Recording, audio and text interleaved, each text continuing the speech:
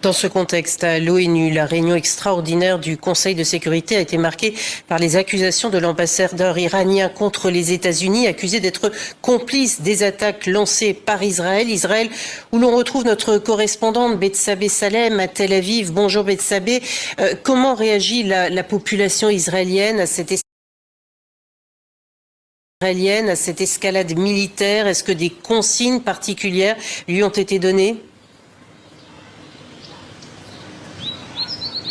Eh bien, il y a des directives qui ont été adressées aux Israéliens il y a 2 heures environ, leur disant qu'ils n'avaient plus besoin de rester pour l'instant à proximité des abris publics. Donc la population peut souffler un petit peu comme ici à Tel Aviv où il y avait pas mal de tensions après la nuit dernière lors de laquelle 200 drones et missiles, ont été tirés vers le pays depuis l'Iran, avec ces sirènes qui ont parsemé cette nuit très compliquée, notamment à Tel Aviv où il n'y a presque pas d'abris dans les appartements, de se ruer vers les abris en moins de 2 minutes, de sortir du lit, de courir avec enfants, animaux et de se réfugier dans les abris publics comme celui qui est à côté de moi, qui était absolument bondé la nuit dernière. Alors les Israéliens soufflent mais restent sur le qui-vive, d'autant que les frappes israéliennes en Iran ont repris il y a 1 heure environ, des frappes très intensives. On attend ici donc une riposte qui, si elle n'arrive pas dans les prochaines heures,